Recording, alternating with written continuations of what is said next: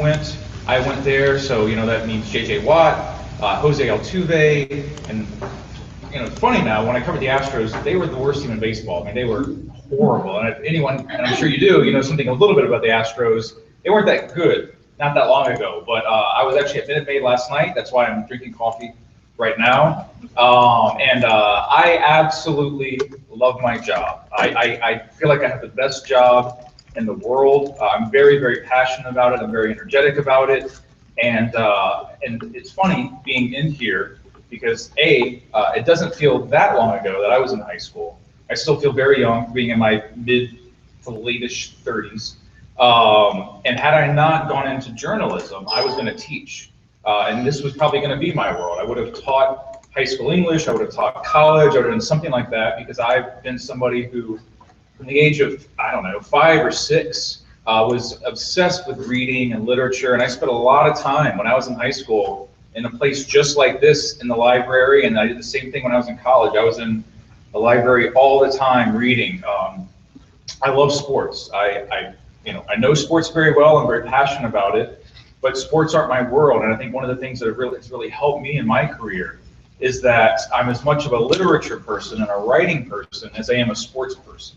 And that tends to separate you a lot in your world. In terms of how I got my job and what I currently do, right now I write about and cover everything. I do the Houston Texans, the Houston Astros, the Houston Rockets, so our 3 big pro sports teams.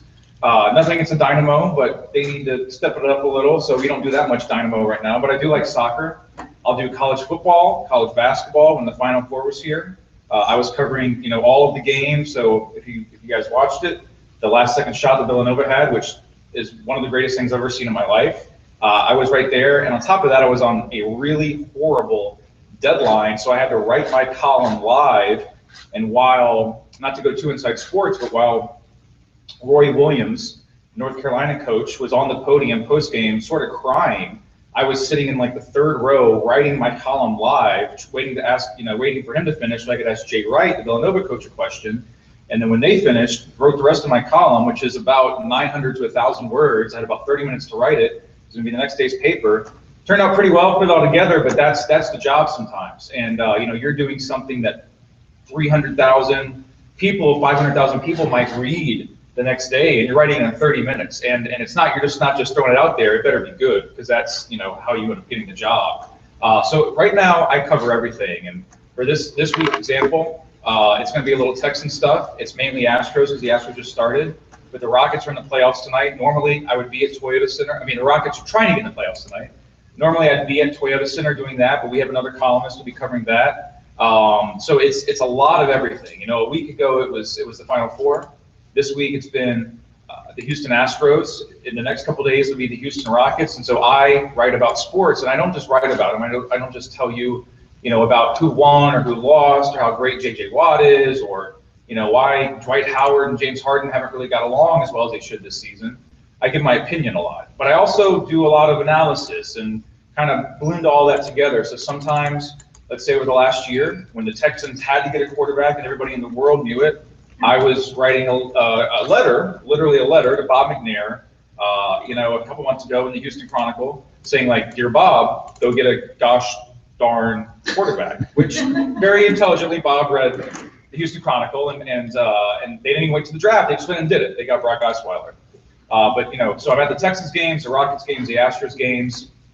One of the really cool things, though, is a lot of what I write about is sports based, but it's not just that. It's not just the games, and it's not just opinion or analysis. A lot of it's finding the stories, finding the stuff that is very interesting. So I don't know who here is an Astros fan or cares about baseball, but the Astros right now have a player, Tyler White, who no one had heard of outside of Astros nerds up until just a few weeks ago. Tyler White ended up winning the first base job, and entering last night was the best hitter in Major League Baseball, and he has this incredible backstory of how he got to Major League Baseball, what he did. So you find out stuff like that, and you're able to present that to people and kind of show them a world about a player or about a team or about a trend that they otherwise might not know. A lot of what I do now too is social media, and that's been going on for years, and I'll get into this as you guys ask your questions. But this morning I did a Twitter chat with readers. I tweet out of our stories. I'm constantly answering questions. I mean, through the whole day, I might get, well, on a game day, on a Texans game day, I might get 500 Twitter responses. You know, people asking me questions or commenting about things or letting me know how brilliant I am or how stupid I am. And that's stuff like that. You know, one tweet will be like, that's the smartest thing anyone's ever said in the history of mankind. And the next tweet will be like, you're the stupidest person I've ever met in my life. You know, JK, like they're just joking. But it's interacting with readers. It's reaching out to people. It's finding every way that we can now in 2016 to kind of, to get our medium across to people. And a lot of them are younger, and a lot of them now are living through their smartphones, from the age of 8 or 6 or whatever. And they're not picking up the daily newspaper until maybe they have kids and they're in their 30s. So we're finding every way we can to reach out to people right now.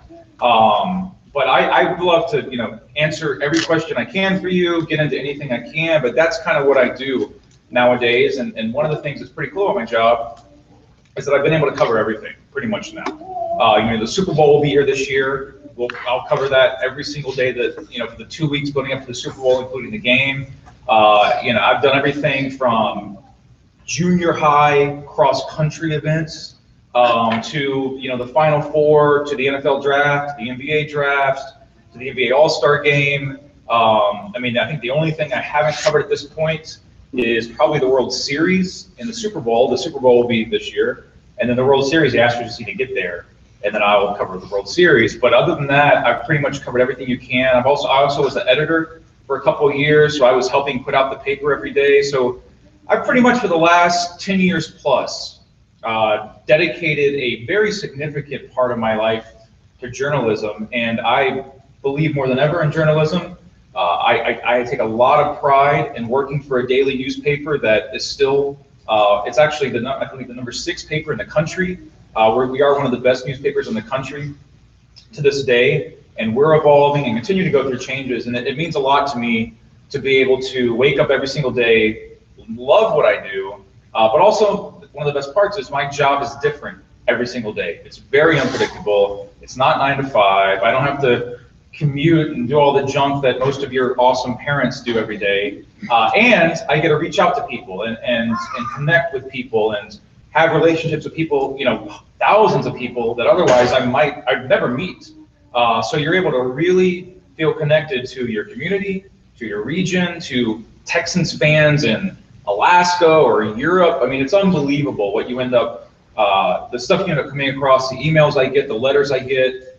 In the last couple of weeks, I've written a couple feature columns, and I've gotten letters from grandmothers who just lost their husband, from cancer patients who were touched by a certain story. It's a pretty powerful position to hold in the best sense of that term. It's not about the ego. It's not about saying that, hey, I get to be in the same room with JJ Watt. I've never cared about that. It's being able to relay the maybe unseen side of someone like JJ Watt to the readers, and you kind of, we kind of bring the whole life journalism circle in a little closer. So on that note, I will answer anything you want, and if we have any web questions or there's anything that you want to throw my way, I'm an open book for as long as you guys want me, and again, I'm really honored and proud to be here. Yeah, and just if you have a question, just make sure you say your name and the school that you're with, so we just know who all's represented. Don't be shy. Yes. Okay, I'm really already asked that. Yeah, nice to meet you. Yeah. So how do you keep from writing a cliche sports story? In high school, it's kind of hard to stay away from those cliches when you have to just write like a baseball story, football story. What do you do?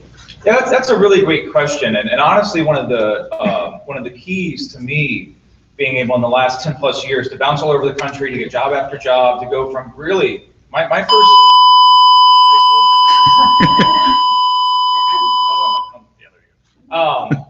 My first job about a decade ago was literally as low as you could pretty much be in journalism. It was at a very small paper, nice little paper, good people worked there, a small paper that wasn't even in the big city, that was across the river. And I was answering phones and putting out, we call it the agate page. It's a scoreboard that has, who's playing who and the box score and stuff like that, and picking up scrap stories, okay?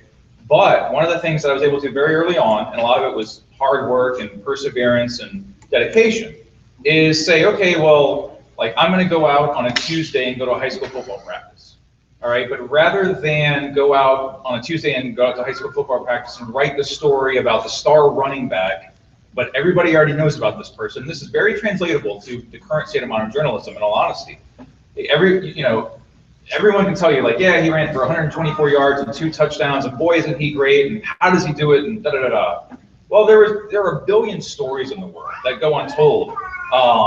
And what you can find on a high school football team on a Tuesday when you go out to practice is like, I'm making something up, but this is what happens. There's a tight end who's a junior who was really great as a sophomore. He broke his leg. His mom's got cancer. Now, it's a little harder, and it takes a while to put that together, and you're not going to find it on your first time. But that's something I would actually read. Like if you're at the game, you know how great the running back is. But give me something that I can read that moves me, that says, hey, I'm going to pick this paper up again. I'm going to follow this writer on Twitter because they actually care about what they're going after. So to answer your question, right from the start, I tried, and it's very hard because it is sports, but I tried as much as possible as a writer and a journalist to avoid the cliche stories, the cliche lines, to challenge readers, to challenge myself, to never rely on a formula. You can even nowadays make a pretty good, easy living off cliches and kind of phoning it in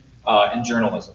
And a lot of people have been kind of pushed out of the business to do that, but there are still a lot around. There are people locally, I'll just say that, who phone it in and kind of ride the gravy train. And that's fine. There's nothing wrong with that. But I never wanted to do that, and so I did it from early on in my career, to where I avoided cliches. So look for different things. Look for what moves you. Talk to the coach. Talk to the trainer. Talk to the backup quarterback. Like you go out, and let's say you're covering your football team. And granted, at some point you have to write about the star running back, the star quarterback. But I guarantee you, like the backup quarterback might have something very much more interesting to say about the starting quarterback, where he's like, oh, well, yeah, he's great, but you don't know that his sister, I don't know, just got hit by a car. Like the quarterback's probably not going to tell you that, but the backup quarterback might. And so it's just trying to bring in the creative part of journalism and make it more about writing than just about writing about boring old sports. What's next?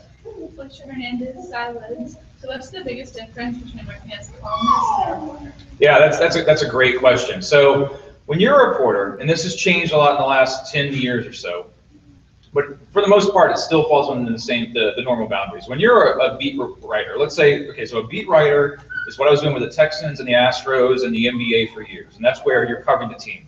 You can throw in a little opinion. A lot more of it's analysis, but you're playing within the boundaries. You're covering a game. You're saying that you're not saying that you're not never going to say as being a reporter that a manager made the wrong decision. That's not for you to say. You're there to say that let's do the Astros game last night, that in the 7th inning last night, A.J. Hinch decided to pinch hit Preston Tucker, okay? Preston Tucker struck out, the Astros almost won it, they weren't able to get it going, but if you're a reporter, you're not allowed to say, you're not supposed to say, you should not say, because you're playing it pretty straight. You're documenting things for the reader, that A.J. Hinch in the 7th inning, because of a pitching matchup, and Preston Tucker was his best bench player, decided to insert Preston Tucker in the lineup. I, as a columnist, could say, what the heck was A.J. Hinch thinking? He should have started Preston Tucker instead of Evan Gaddis. We should have never been at this point to begin with. So with a column, it's more opinion, it's analysis, it's kind of trying to let people know, yeah, this is what really should have happened. It's not second guessing, it's just trying to look at things from an overview, whereas the reporter is doing kind of the short-term picture, the medium-term picture, but ultimately sticking to the facts and playing things pretty straight. So that's the difference between a columnist and a straight reporter.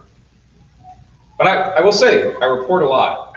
What happens with a lot of columnists is they get lazy, and they rely on opinion, and they don't research things, and they don't really know what's going on, and they end up kind of writing, I would call them like TV columns, right? They get there and they kind of phone it in and they say like, yeah, this happened and blah, blah, blah, blah, and on to the next thing. And they don't really have much invested in the team because they're not really around as much, et cetera, et cetera. So as a columnist, if you can still report, if you can still go out to, games early, if you can still talk to people, if you can have sources, if you can work with the other writers, the beat writers, the other reporters. And so, they know more what's going on with the team than you ever would because they're around the team every single day. I'm dealing with the Texans, the Rockets, and the Astros. We have people at the Houston Chronicle that specifically cover the Texans, the Rockets, and the Astros. So you pull all that together and you still report as much as possible, but then you put on your columnist voice when you're writing your story, and then you turn up the temperature to 10, to 100 at times, whereas if you're a beat writer, reporter, it's usually at a really comfortable, good, but a comfortable 78 or 80. Yes, sir. Matthew, you're able to start with. I want to know, how do you maintain relationships with coaches and stuff when you report on a game that didn't go so well? Yeah, that's a really good question. There are two sides to that. So number one, it's harder than ever, and this is just the fact of life, and I sort of fear for anyone getting into journalism right now where relationships will be between reporters, sports reporters, and coaches in 20 years. There'll always be some good ones, but big picture, it's harder than ever. And I've been doing this for a little more than a decade, but it's harder than ever to have a relationship with a coach, okay? Because we have less access than ever, there's more media than ever, and it's not just the newspapers or the TV stations, it's bloggers, it's people who think they want to do it for 6 months and they come out to a few practices or a game and they end up leaving and you never see them again. So, it's 24/7, 365 ESPN coverage. It's the second you say something wrong nowadays, if you're a star, ESPN or whoever, the internet is going to replay it ad nauseum for the next week and just run it into the ground. So coaches are they're more reluctant than ever to really open up. There's more media than ever. There are more restrictions than ever. So point being, it's really hard to have an old school relationship with a coach. That being said, the flip side of that is on some level, it might be easier now. And you see this a lot, like you watch ESPN, right? And you have those certain guys who are on there giving their hot take junk. And they're saying the craziest thing in the world that you can say sometimes about a player or a coach, right? But they're never going to meet that player. They're never going to meet that coach. If they do, they'll walk past them in a hallway and they'll never see him again for the next 5 years. So they can say anything they want. They have no relationship with a player or a coach. It's a lot more different when you're actually covering a team. So let's say with the Houston Texans, right? And Bill O'Brien and everything they went through last year, started 2-5, absolute mess, got it back together. And then in the playoffs, Brian Hoyer, if you watched the game, was absolutely horrible. They were blown out 30-0 by the Chiefs, right? Well, I was pretty hard on the Texans last year. I also said a lot of good things and wrote nice things, but ultimately I was pretty hard on the Texans and Rick Smith, the general manager, and Bob McNair. But I never said anything that was personal. I never did anything that was offensive. You call them out, you're analytical, and you can be tough and you can be hard, but I'm doing it for almost like the greater good because, hey, I have a voice and we're the Houston Chronicle, so I can say things that maybe you're thinking, that the fans are feeling, that I can relay that through the medium of journalism. So in terms of maintaining the relationships, it's a very fine line. Like on one hand, it's really hard to have the personal relationships with coaches that we had in journalism 20 or 30 years ago. That's pretty much never going to exist again.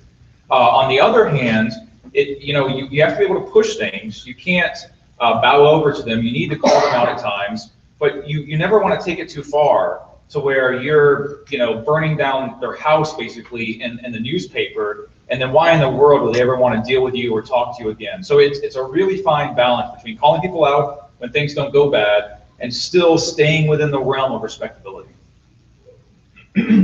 Yes? What's been like the most impactful story you've ever written? Well, that's a great question. I would have to go through. I don't know if I have a specific one right now, but I would say without question, for example, this is one of the reasons I really love my job. The Astros, for the last 32 years, had their spring training in Kissimmee, Florida. Kissimmee is near Orlando, all right? And they were in Orlando for Kissimmee for 32 years, but they'd be there for about 2 months every year. And for the people there, and this is spring training in general, it's a really big deal. A lot of them are retirement communities, they're small towns in Florida. And when the baseball team comes there in January and February, really February and March, they take over the whole city in the best possible sense of that term. You have 82-year-old people who volunteer their time, the fans come out and on, right? Well, the Astros are leaving after this year. They're moving to West Palm Beach. They're just kind of getting with the times and upgrading their facility and going to a different city. So I wrote a story from kind of the view of the people who are being left behind, of how much it meant to have the Astros there, how different people's lives were tied to the baseball team, on and on. And the emails that I got, the next day, a week later, I'm still getting stuff like 2 weeks later. I think the story ran 2 or 3 weeks ago. Whether it's on Twitter, whether it's on email, and some form of social media, about like, my gosh, thank you so much for saying that. You captured what we've been feeling. It's going to be such a huge tragic loss. They're losing a baseball team. It's not like their daughter died or their dog died, but something like that. And I've had so many of those stories to where you're really able to, convey a feeling, reach somebody, do something that, it's pretty hard to do nowadays. There's so much information out there, and there's an endless amount of white noise in our world. Okay, so whether it's television or social media or anything we do in terms of entertainment, it's so hard to break through. If you can write something and all you're doing is telling a story, and it doesn't just reach 20,000 people through social media. You get emails and letters and text messages, whatever it is, from people that are continually moved by it. It's those types of stories. It's not writing something hard, saying that the Texans need to get a quarterback, or the Rockets have been a mess. That's just part of the job. It's the kind of heartwarming, tug on your feelings type of stories that always end up meaning the most to me and end up meaning the most ultimately to the readers. And I write for myself. I always say that. I do it to challenge myself, but I write for the readers in the community because that's why we have a newspaper. Yes? So, what was your kind of process for getting into journalism after college? All right, yeah, I was hoping I get this question because, all right, so I was, I graduated from high school in '96. I didn't know that I was going into journalism until the mid 2000s. So that's about a 9 or 10 year leap. Now, I majored in multiple different things when I was in college. I worked continuously. I played in bands. I did the music thing. I moved cross country. I did so many different things. The reason I'm telling you that, and then I've got a great job right now that I love to death, and it's all worked out magically through a lot of hard work and dedication. But the reason I'm telling you that is because if I would have been you sitting in this class, sitting in this library right now, if I was in journalism, if I was about to go to college, I had no idea what I wanted to do. I had no idea where I was going to be in 10 years. I had no idea if it was going to work out, let alone how it all worked out. And it all worked out. But I every time I get asked about how I got into it or what advice I would give to to become a lifetime journalism, I'm going to give you an honest response. It's not to go to journalism school. It's not to, at this point right now, dedicate yourself to journalism and decide you're going to be the next TV, because it's not about just newspapers, right? It's about TV, it's about radio, it's about podcast, whatever you're into. If you're going to pursue that, it's not about right now deciding you're going to do that for the next 50 years of your life. If I'm 16 or 17 or 18, I don't really want someone to tell me what I'm going to do for the next 50 years, and I really probably don't want to know, because you're still feeling things out. You're still young. The world's completely wide open to you. My advice always is, for this first couple of years, go to college, have a feel for what you might want to do, like the 3 or 4 things that catch your eye and interest you. Take general courses, and if you think, after 2 years that you do want to pursue journalism, and you're passionate about it, then start working for your college paper. But just do that all in time. I don't know anybody who's working at a high level in journalism who knew at like 16 that was exact, or 17 or 18, that was exactly what they wanted to do. Some of you, this might be the farthest you ever go in journalism. That's perfectly fine. You go off here and you never come back to it. Maybe a couple of you end up working for a newspaper, or a TV station, or a radio station, or whatever the format is in 20 years, and this ended up being the start for you. But what carried me through the whole time was a love of writing, a love of reading, a love of journalism, a love of information, a love of sports, on and on and on. But it took me realizing, like, hey, this is really what I want to do. And it wasn't, the first day I walked on a college campus and started writing for my college paper. It was after this whole process of growing up and becoming a young adult and figuring it all out. So honestly, it takes time, and you have to be very, very dedicated. It's harder than ever to get a good job in journalism. It's harder than ever to continue to have a good job in journalism. And if you can make it, it's an amazing career field. You're never going to be filthy rich. You're always going to work probably harder than, and more hours than the person at the restaurant next to you.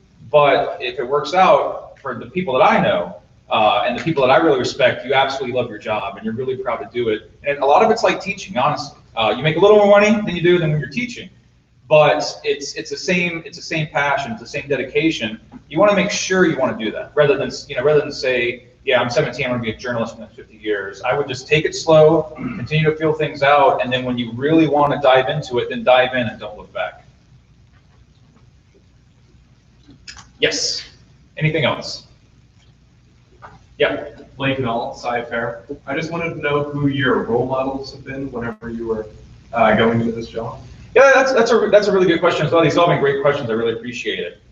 I had so I grew up in New Orleans, and I read the paper every single day. I don't remember what age I started. I must have been like 6 years old or something like that. But I read the sports page first, like any smart, kid's gonna do. But I also, as I got older, I read arts, and I'm a huge music, movies, arts person. I used to be a music and movies writer before I was really a sports writer. Initially, that's the thing. Going back to your question, initially I thought I was going to be a music writer, an arts writer, a movies writer. It's a little easier to get a job in sports writing than it is in arts or music or movies, which is why I went into my field. But I read the sports page every day, and there was a columnist, or there still is, he's still alive, for the New Orleans Times-Picayune named Peter Finney.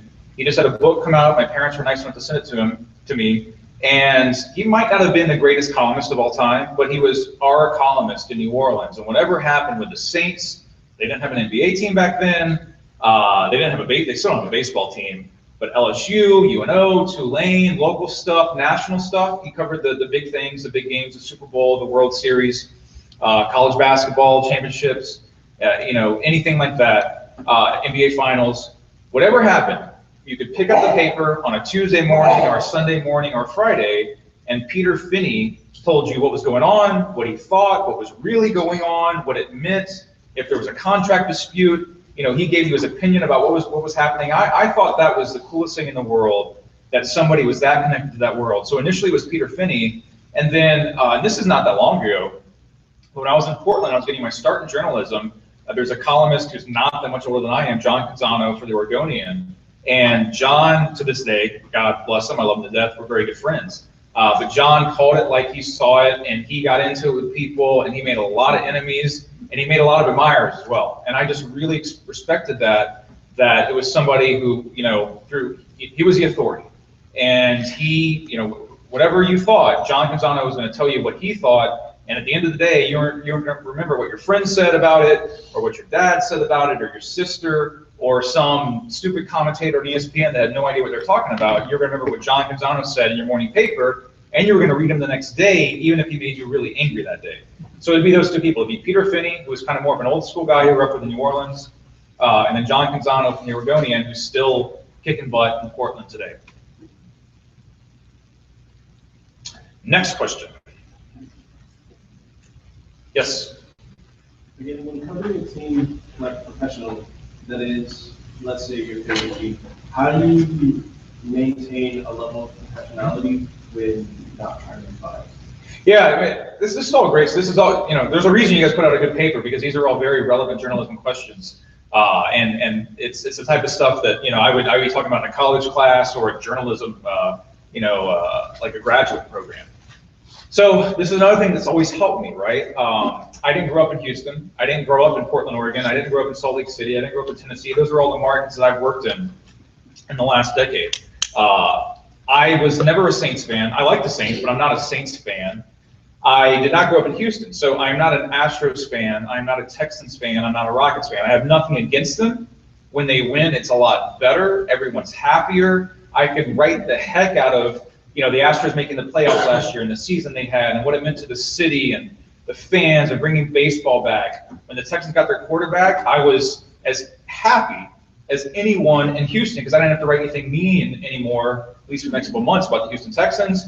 When the Rockets were doing good last year, I was completely on board, and it was an amazing thing. And when they've been horrible this year, I've gone the other way. But I'm not a fan of any of the teams, and you shouldn't be. Now, most people are, and it's sports, and everyone's passionate about their teams. But what happens a lot, and it's not just Houston, it's anywhere, is a lot of the people who end up working in the media, they're from that area.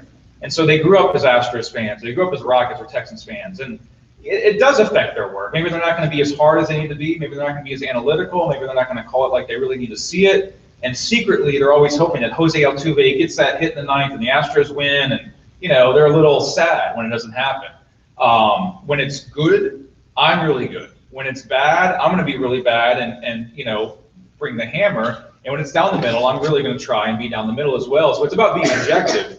So I was lucky though, because I didn't grow up here, because I didn't really grow up with your classic favorite teams. It doesn't affect me, but it does for most people in the media, and it is a balance. I know writers right now who privately are huge Aggies fans or Longhorns fans, or really do want the Texans to win, and maybe they're a little happier if the Texans are doing well, whatever have you. And I totally understand that. We're humans. I mean, it's emotions. You get it tied into it, but ideally, whether you're covering politics, whether you're covering education, whether you're covering the school system, you should be as objective as possible. You should be as real as possible. And when it's good, you should be able to say, hey, this is a great thing. What the Astros did last year was an amazing thing, and really one of the best things that's happened in Houston in a decade. What the Rockets have done this year is a total insult to everyone who buys a ticket, and is a waste of our time. And unless they get in the playoffs and beat the Warriors somehow, which is a 1 to 1,000 shot, which it could happen, but they've really screwed around and wasted our season and put the entire future of the Rockets in peril. So, but I can say that because I'm not a Rockets fan, but I also don't root against anybody at all. That would be wrong. If I'm rooting against teams, then that's not how it's supposed to be. It's walking that really fine line and calling it like you see it. And when it's good, it's good. And when it's bad, you say, man, this is really bad. Get your crap together. Yes, and then I'll get to you. So you said that your first love was literature and Yeah. reading. How have you applied that to your sports side? Yeah, no. So right now in my bag, I have a 600-page fiction book that I'm reading. That's about the Mexican drug cartel and all these lives that connect together, and it's being made into a movie. And it's a fascinating book, right? And as much as I am into sports and what the Astros did last night, and talking about the Texans and the Rockets and Tom Herman, University of Houston, and all this different stuff, if you really gave me an option in life, I would be reading that book. And so my point in saying that is, I've never lost my love for literature. I wake up every day and I read the New York Times, and I read all these different stories that come into my Twitter timeline, the people that I follow that I want to keep up with. You should get your journalism card pulled if you're not in love with journalism. And the sports writers who aren't journalists, who aren't readers, they never become great sports writers, and which is fine. You can coast in life. You can coast working at the gas station, or working in the ER room, or being a teacher. I mean, you don't have to truly love what you do. It is just a job. But if I'm going to do it for 50 or 60 years, I want to love it, and I want to be good at it, and I want to be moved by it. So at the core of what I do is not sports. It's journalism. It's writing. It's reporting. And my love for reading literature, all the books that are in this library, the ones that I would read and be into, that's driven me since I was 6 years old. So I'm much more interested in the language of words, in the written word, and how you convey things. And instead of saying Jose Altuve ran across the field, you come up with 20 different words to say it, and it means the same thing, but there's some art in there. There's some poetry. There's some feeling, there's an image that's conveyed. That's the same stuff people have been doing for thousands of years that we're still doing today in modern journalism 2016. So the literature, the language, reading, that's all still there. That to this day, and for as long as I do this, I'll probably retire doing this, hopefully, that pushes what I do. It's not about sports, it's about journalism and literature.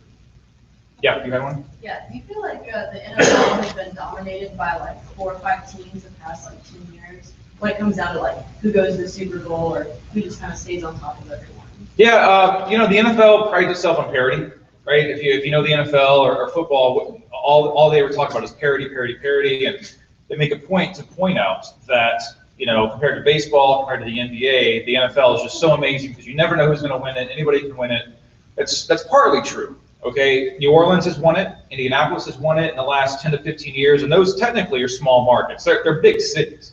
But compared to New York, Chicago, Houston, LA now, they're much smaller markets, but they're able to get stars there. And so they could get a Peyton Manning, they could get a Drew Brees there because of the draft, because of trades, because of free agency. They're willing to go there because they have as much of a chance to win as a team in New York City does. That's not the case in the NBA, where you've had LeBron James and a lot of the superstars, Dwight Howard, James Harden, move around via trades or mainly free agency. And it is still the case in baseball, but baseball is a whole nother subject because they don't have a salary cap, and you still have the Dodgers spending $300 million on the team, and up until a couple of years ago, the Astros are spending about $20 million. I mean, it was like a billionaire versus a millionaire. That being said, the NFL doesn't have as much parity as it's made out to be. And you basically going into every year and saying, yeah, there's about 5 to 10 teams that go in the Super Bowl, and rarely, if ever, is there a sleeper, which can actually happen in baseball. Never happens in the NBA. The NBA has less parity than Major League Baseball and the NFL, but it's not really all it's cracked up to be. So, it's been the Patriots, it's been the Steelers, it's been the New York Giants with their wild card runs. It's been, 3 or 4 teams, she's absolutely right, in the last 10 or 15 years that have been in there. It's been whatever team Peyton Manning is on, whether it's Denver or Indianapolis, and that comes back to having quarterbacks. So that's one of the things I love about sports journalism, right? Is you take a very simple thing that everyone seems to accept as fact that really affects who wins these games that we all care about. You spend their Friday or Saturday or Sunday sitting in front of the TV, going crazy about, but there's a whole other story behind that. And then when you really get into it, there are 50 other stories behind that. So it's never as simple as it seems. It's never black and white. Things are very complicated, much like the world that we live in. That's one of the beauties of sports journalism. Yeah. What is the competition like in the reality of pursuing a career in journalism? Yeah, that's a really good question. It's a very relevant one. And I would never stand up here and do a rah-rah thing and really try to pump you up and be like, journalism, journalism, journalism, and go out there and get it. It is difficult.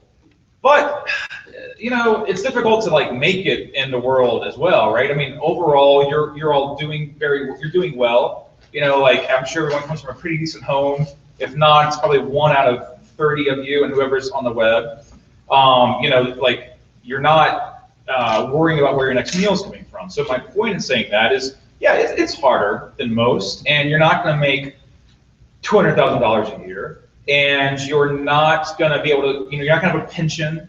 You're not going to be able to go on crazy vacations. You're not going to play golf on Thursdays and only work 3 days a week, like whatever some people do. But the flip side of that is if you do it and you're passionate about it, for the most part, people are very, very committed. They love their job. And if you're good, you're going to rise to the top, for the most part. Now, you're going to have to probably move all over the country initially in your career, which so many people end up doing, and I've had to do.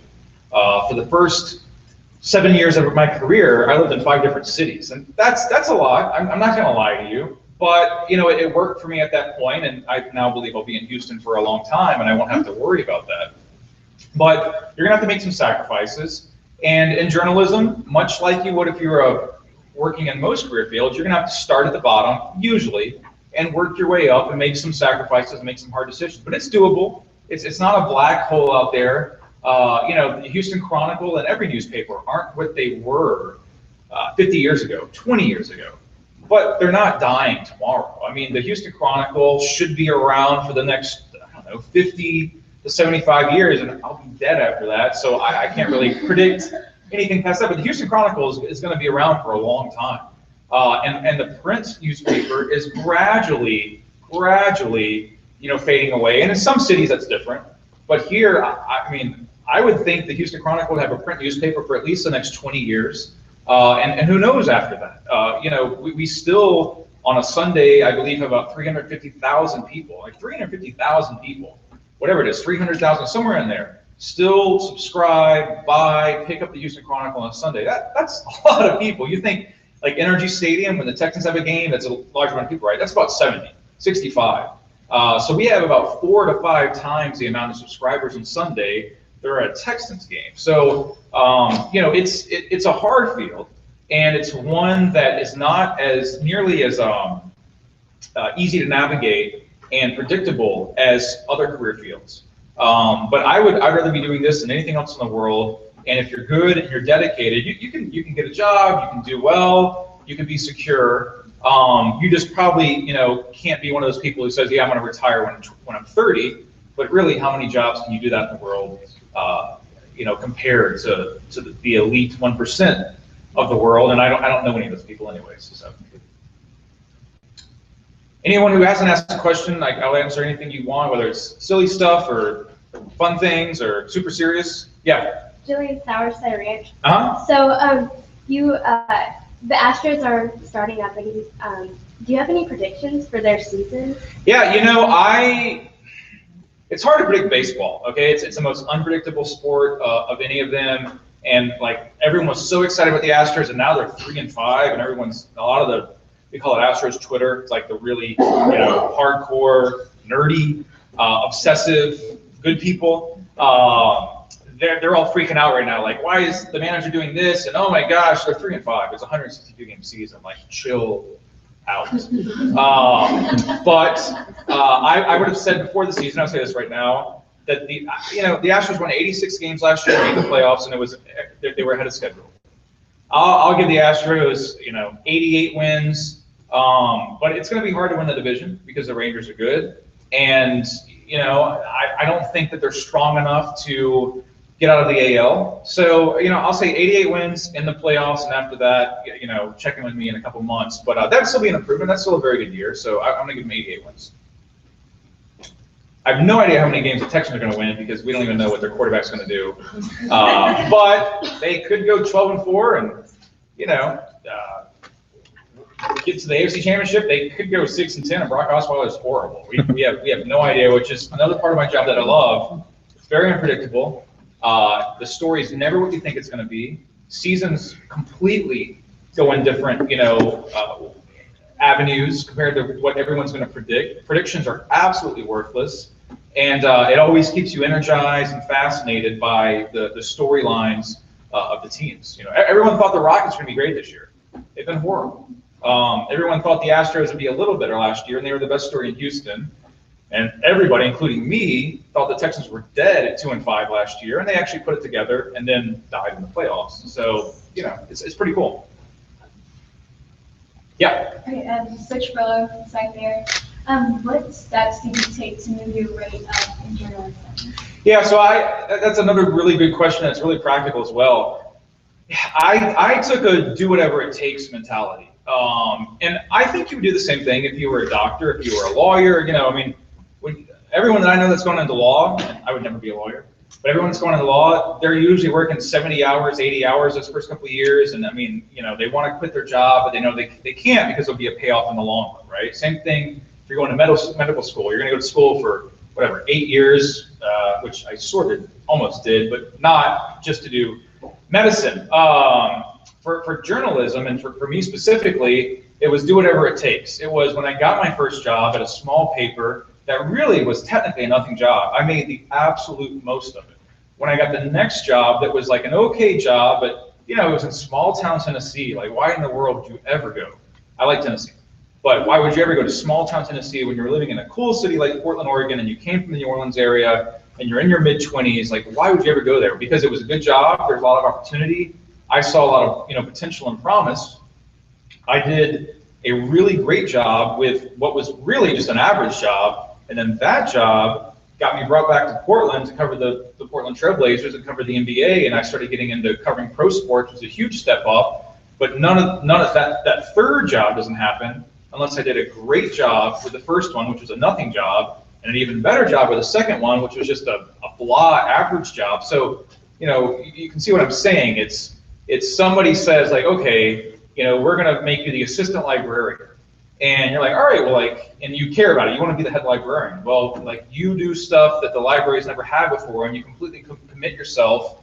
And just like if you want to be the star running back, and you're just okay. If you want to be, the best teacher in your school. If you want to, I don't know, if you're into ballet, and you're not the greatest, ballet person because you don't have the exact perfect body or whatever you have to have in ballet. But what ultimately separates most of us in an adult life, which you're about to get into, are the intangibles. It's the dedication, it's the hard work, it's all the stuff that we've been doing for the last couple thousand years. It's the same stuff that really helped me. in journalism. So for me, it was a dedication, it was the passion, it was a willingness to work 7 days, 80 hours a week, and say, you know what, like I'm actually gonna go out to this practice on a Tuesday when I'm totally exhausted, because that interview is, I'm gonna find something about the team and come up with this great story that was sitting there the whole time. Everyone else was just too lazy or bored or blasé about it to even look into it. Yes, and so you, and then you. Lauren Walker, right there. Why do so many journalists use their middle initial? Yeah, that's a good one. So I would never use my middle. It's like so dumb and arrogant. But I have like two of the most boring names ever, Brian and Smith. And when I started 10 plus years ago, so that would be like 2005, the internet was going, but there was no social media back then. I mean, Facebook, you just used it if you were in college or something like that. There was no Twitter. There was definitely no Instagram. There was none of this stuff, right? And so I was still in somewhat of the old world, to where you would literally send out your newspaper clips, and that was getting 10 copies of all of your main articles. We call them clips to this day, and you were clipping them right with scissors out of the newspaper, and maybe you were printing them out, but even then it was a little frowned upon, because they wanted to see the full thing and the full size and the artwork and the whole display, and that kind of caught people's eye. So point being, if I send it to somebody, and let's say, so like in journalism, let's say like a beat writer job opens to cover the NBA. I bet the Houston Chronicle would have 250, 300 applicants. That's a lot of people, right? I mean, how do you get through all that? Well, back then, if I was good enough and I knew somebody and they had heard about me and they liked my stuff and they saw potential, but there's only about 10 people that it was going to come down to. The last thing in the world I wanted somebody to do was, when they do a Google search of me back then in 2005 and they put in Brian Smith, they would have put a billion things, like a carpenter and a builder and a car wash and all this stuff. So I at least used the T, which is Thomas, to try and help someone search for me, like Brian T. Smith, sports writer. And it was relevant back then. It actually would. It would start to kick it up to the top, because Google was still figuring out how it was searching through algorithms and the best way to find the specific topics. So since I did that, I stuck with it, and I've thought many times about letting it go, but it's like, I've been doing this for 10 plus years, and Thomas was actually my uncle's name, and so it's kind of like a family thing. It's just like, whatever, I'll just do it. And I would say that some people use it, but not a lot. I mean, I don't think there's anyone else in our sports section. I'm trying to think. No.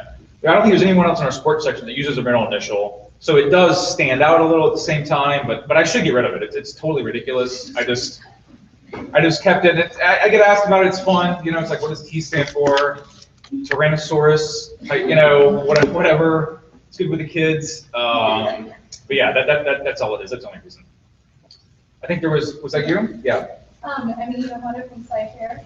I was wondering, what's the name of the book you're reading, and what's your favorite book? Oh, that's really good.